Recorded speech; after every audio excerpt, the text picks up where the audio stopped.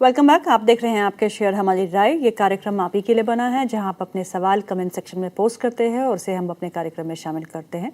तो आपको एक आसान सा काम करना है। आप जैसे ही इस प्रोग्राम को लाइव देख रहे हैं जागरण बिजनेस के यूट्यूब चैनल पे, तो कमेंट सेक्शन में सवाल पोस्ट करते रहिए। जितने भी आपके सवाल हो उसे हम इसी कार्यक्रम में लेने की पूरी कोशिश करेंगे। आज के हमारे खास मेहमान हमारे साथ जुड़ चुके हैं Mister Sachin Sarwade. He is AVP technical and derivative retail research at IDBI capital markets. Sachin, आपका बहुत बहुत स्वागत है कार्यक्रम में। धन्यवाद।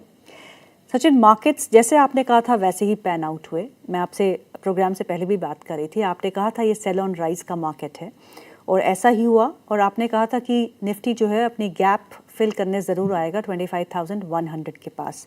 तो हमने 25,350 340 के आसपास के लेवल्स तो देख लिए।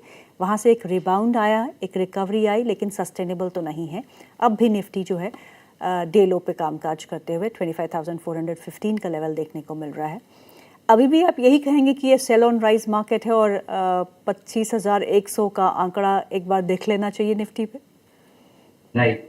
क्या होता है ना मार्केट में, देखो जब भी मतलब मैं जो एनालाइज करता हूँ तो टू वे से एनालाइज करता हूँ। एक तो पहले टेक्निकल देख लेता हूँ, तो टेक्निकली तो मैंने बता दिया कि रेंज बाउंड मार्केट है जी। अब दूसरा है, जब भी हमको मार्केट को थोड़ा प्रिसीजन के साथ में फाइन ट्यून करना पड़ता है तो हम लोग एक डेरिवेटिव डेटा भी चेक कर लेते हैं। ओके। तो डेरिवेटिव डेटा में जो मैं जिसको बहुत ज्यादा मानता हूँ वो है PCR, put call ratio. Okay. तो पुट कॉल रेशियो बहुत सिंपल है। अगर कोई भी आपके दर्शक भी फॉलो करते रहेंगे उनको तो पता रहेगा। बेसिक जो रहता है कि अगर 1 के नीचे की रीडिंग है वो बेरिश होती है, 1 के ऊपर की रीडिंग बुलिश होती है। तो मैं इसको थोड़ा सा डिफरेंटली पर यूज करता हूँ कि 1 के नीचे जब भी रीडिंग होती है तो मैं sell on price basically market रहता है। ये मेरा ऑब्जर्वेशन भी है। अगेन इसको मैं कंबाइन करता हूँ टेक्निकल के साथ में, तो ये इसका एज जो है वो बढ़ जाता है। ओके। तो अभी आप देखेंगे तो 0.65 का कल का जो डेटा था क्लोजिंग बेसिस पे वो 0.65 पे। ओके। तो बेसिकली 1 के नीचे ही अगेन रीडिंग ओके। आज भी जो है 1 के नीचे ही चल रहा है बेसिकली रीडिंग। तो सेल ऑन राइज कंटिन्यू रहेगा। प्लस जैसे हमने बताया कि वो जो गैप है वो गैप फिल होता है। वो गैप जब भी फिल करने आता है तो वो बहुत आसानी से फिल नहीं होता है। बीच में बहुत सारी वोलेटिलिटी के साथ में होती है। ओके। तो वोलेटिलिटी मतलब क्या कि ऑपोजिट साइड का डायरेक्शन। तो अगर नीचे जा रहा मार्केट तो एक ऑपोजिट साइड डायरेक्शन जो होता है वो बाय मतलब ऊपर के साइड में होता है। ओके। तो वो मार्केट ऊपर नीचे करके बेसिकली आ नीचे ही रहा है। बट लोगों को ये कन्विंस नहीं होता है कि ये नीचे आने वाला है। क्यों? क्योंकि जो बीच बीच में जो वोलेटिलिटी होती है जो बाय साइड में होती है, और हमारा जो मार्केट है वो थोड़ा बायस्ड है बेसिकली।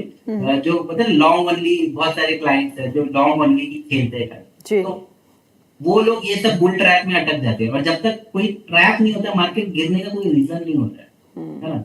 न्यूज बाद में फॉलो होती है कि ईरान की वजह से हो गया, डोनाल्ड ट्रंप की वजह से हो गया, एक्स की वजह से हो गया, वाई की वजह से हो गया। वो बाद में फॉलो होती है क्योंकि लोग ढूंढने जाते थे कि एग्जैक्टली गिरा क्यों। अब कल की बात कर लेते हैं। अगर कल देखेंगे तो कोई न्यूज नहीं था, लेकिन अचानक से एक शार्प फॉल आया। बिल्कुल। लेकिन वहां पे जो रीजन था वो था कि 25,600 का जो पुट राइटर थे वो ट्रैप हो गए थे कल। अच्छा। और अचानक से मार्केट जब 25,600 ब्रेक किया तो उनकी अनवाइंडिंग और एट द सेम टाइम 25,600 के जो कॉल राइटर थे उन्होंने एडिशन कर दिया। ओके। तो ये इतना फास्ट ट्रांजिशन था कि इवन हम देख के थोड़ा सा चकित हो गए थे कि ये एग्जैक्टली हुआ क्या। आप समझ रहे? हाँ। तो बहुत फास्ट था। आज भी सेम ऐसे ही हुआ। आप 25,500 पे स्ट्रॉन्ग पुट डेटा था सुबह सुबह अगर देखेंगे आप तो वहीं पे मार्केट ने बहुत बार बाउंस भी लिया। और लोगों को यही मतलब ना बताने की कोशिश की कि अब मैं 25,500 नहीं तोड़ूंगा। बट अगेन वही हुआ कि जैसे ही वो 600 550 के करीब आता था वहां से सेलिंग आती थी, मतलब सेल ऑन राइज जो हमने कहा।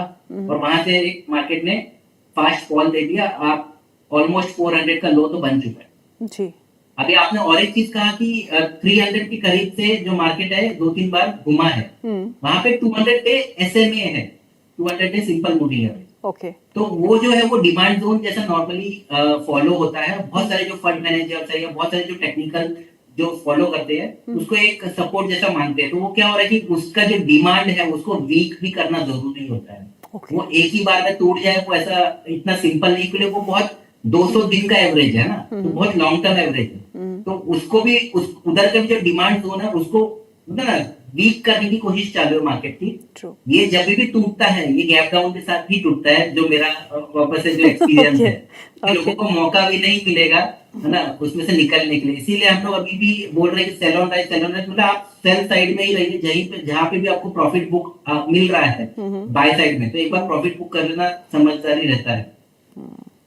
चलिए अब सवाल जवाब का सिलसिला शुरू करते हैं। सवाल आना शुरू हो चुके हैं। ऋतिक का सवाल है, वो पूछते हैं केएसबी पंप्स के बारे में। केएसबी बाइंग प्राइस है 794, इसमें क्या व्यू बन रहा है आपका? तो केएसपी देखेंगे तो अभी ये स्टॉक जो है अपने जो प्रोसेस में है, ये डाउन ट्रेंड में है, लोअर हाई लोअर लो कंटिन्यूअस बेसिस पे बन रहा है ये स्टॉक में। स्टॉक का वॉलेटिलिटी काफी हाई है, तो इसमें क्या होता है, जो इंटरमीडिएट बाउंसेस भी जो आते हैं वो काफी बड़े बड़े बाउंसेस आते हैं। मेरी राय तो यही रहेगी कि इसमें से एक बार एग्जिट कर लेना समझदारी है। लेकिन अगर किसी को एग्जिट नहीं करना है या कुछ सपोर्ट लेवल चाहिए, तो आज का जो डे लो है 750 एक राउंड फिगर पकड़ लीजिए, वही एक इंपॉर्टेंट लेवल है। अगर उसके नीचे जाता है तो आगे जो रिसेंट स्विंग लो बनाया था 666 का, वो ब्रेक होगा। आज ये स्टॉक केएसबी लिमिटेड है, तो केएसबी पंप्स अलग है क्या?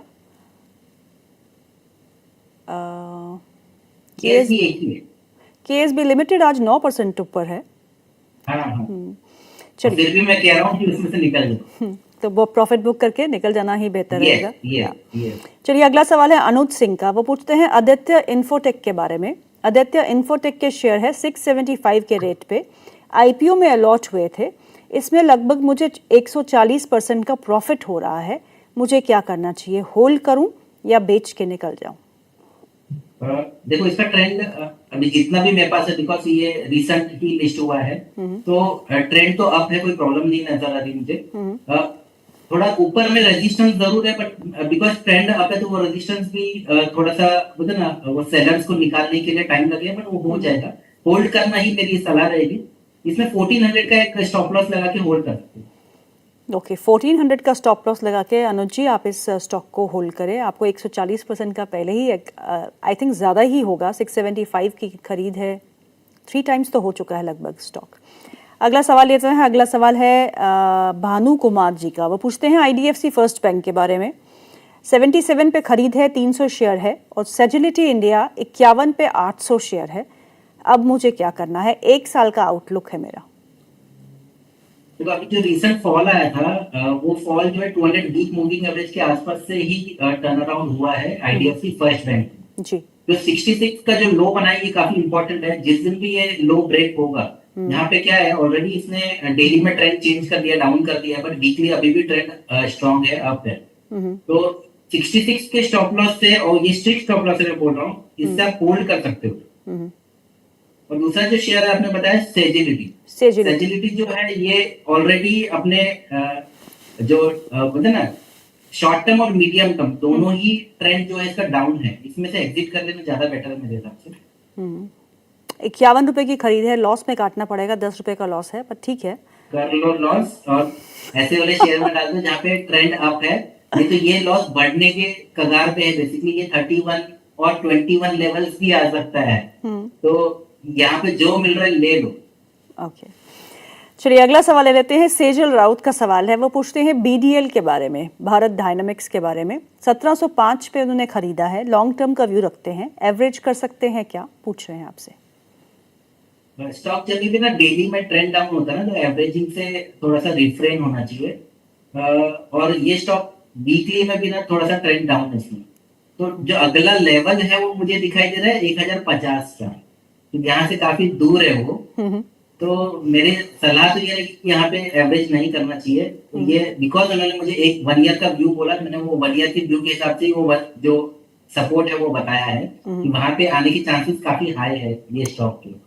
अगेन मैं रिपीट करना चाहूंगा, जो सेक्टर्स है जैसे डिफेंसिव सेक्टर्स है, केमिकल में जो फर्टिलाइजर स्टॉक्स है, और रेलवे स्टॉक्स है, ये 3 स्टॉक से ना आप प्लीज थोड़ा सा दूर रहिए। आपके सारे दर्शकों को मैं बताना चाहूंगा कि ये जो है, ये अक्रॉस द मार्केट सारे लोग फंसे हुए इसमें।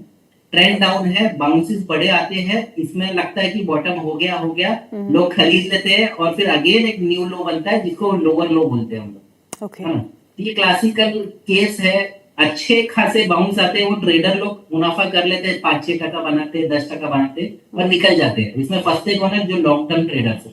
लोग अपना प्रॉफिट बुक नहीं करते। उनको लगता है कि लॉन्ग टर्म है, बोल दिया कि मैं 5 साल होल्ड करने वाला हूँ तो मेरा काम हो गया। ऐसा नहीं होता है। लेकिन स्टॉक मार्केट में प्रॉफिट है ना, और लॉस जब तक आप बुक नहीं करो तो बुक नहीं होता। बुक नहीं होता। True, very true. अगला सवाल ले लेते हैं। अगला सवाल जो है वो है विनीता गुप्ता का। वो पूछती हैं, भारत फोर्ज में मुझे प्रॉफिट हो रहा है, मैं प्रॉफिट बुक करके निकल जाऊं या फिर आप कोई ट्रेलिंग स्टॉप लॉस सुझाएंगे? अब व्हाट प्राइस पे खरीदा है पता नहीं ना। ट्रेंड बहुत स्ट्रांग है। ये हमने भी रिकमेंडेशन दिया था हमारे इंटरनल क्लाइंट्स को। और ये हमारे one of the yearly pick था। तो वो ईयरली पिक का जो टारगेट है इसने 2 महीने में ही दे दिया। तो आप सोचो कितना स्ट्रांग ट्रेंड है।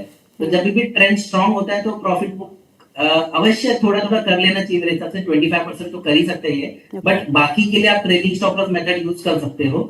और वो ट्रेलिंग स्टॉप लॉस है 1700 का। एक बार 1700 का ट्रेलिंग स्टॉप लॉस आप होल्ड करते रहो। स्टॉक को कोई प्रॉब्लम नहीं है मेरे साथ। ओके, अगला सवाल ले लेते हैं। नरसिलम जी का सवाल है। वो पूछते हैं, विक्रम सोलार प्रीमियर एनर्जीज कौन से करंट प्राइस पे बाय कर सकते हैं? अब इस पे खबर ये थी कि कल टैरिफ लगाए थे ट्रम्प साहब ने 128% या 126% के आसपास, जिसके बाद हमने Waaree energies, premier energies, Vikram solar, इन सभी स्टॉक्स में कल डीप कट्स देखे थे।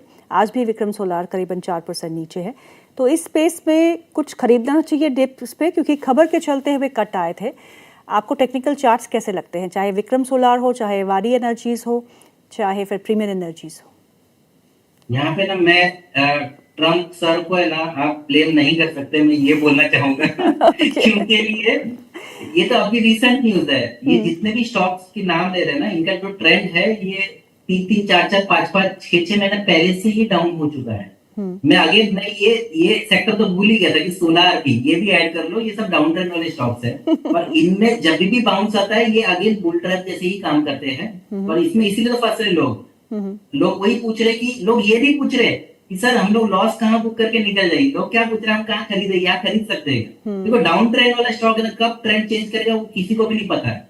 वो अंदाज लगा रहे हैं। अंदाज लगाने का कुछ मतलब ही नहीं है। इसलिए जब तक ट्रेंड चेंज नहीं होता है वो नीचे ही आते रहेगा। तो शेयर मार्केट में ना एक चीज बहुत बोली जाती है कि जो सस्ता है वो सस्ता होते रहेगा, जो महंगा वो महंगा होते रहेगा। तो ये याद रखना है कि ऐसा नहीं है कि क्योंकि यहाँ पे फंडामेंटल एनालिस्ट को बोलेंगे तो बहुत सस्ता हो गया, लेकिन सस्ता और सस्ता नहीं हो गया ये नहीं बोल सकते।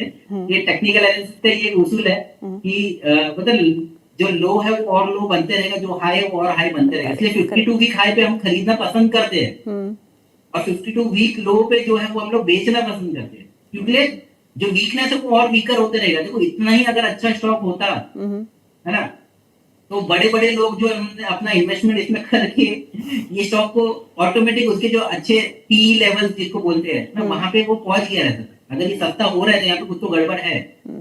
और जब पूरा सेक्टर नीचे आ रहा है तो आप समझिए पूरे सेक्टर में ही गड़बड़ी है। तो फिर ये सेक्टर से थोड़ा दूर रहना ज्यादा बेटर है। ओके, अगला सवाल जो है वो ये है कि वो पूछते हैं, sir mid cap small cap में कौन सा स्टॉक डिप पे बाय करना सही रहेगा, किस सेक्टर से? Metal, auto ancillary, bank, finance, power, please बता दीजिएगा। ये मैंने हर बार कहा, मैं आज वापस रिपीट करूंगा। मेरे को पीएसयू बैंक्स काफी अच्छे लगते हैं। पीएसयू बैंक्स में यूनियन बैंक मेरा वन ऑफ द फेवरेट है। तो आप हर एक डिप पे यूनियन बैंक को ऐड कर सकते हैं। ओके, एक ही स्टॉक?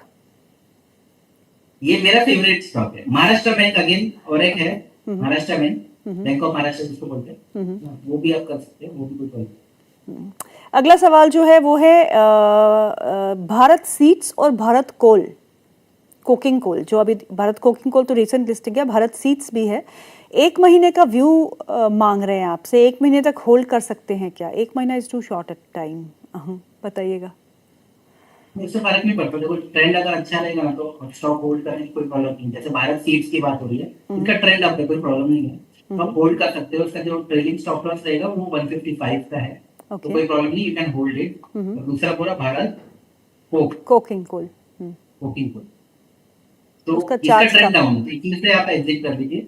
या अगर एग्जिट नहीं करना है तो इसका जो सपोर्ट लेवल है वो 32 का है, तो 32 के नीचे क्लोज करता है तो आगे ये लोअर लो बनाते ही रहेगा। इसमें अगेन वही है कि बाउंसेस बुल ट्रैप है, तो एग्जिट करना मेरे हिसाब से ज्यादा। ओके, तो भारत सीड्स में निवेशित रह सकते हैं, भारत कोकिंग कोल में एग्जिट करना सही रहेगा। अविनाश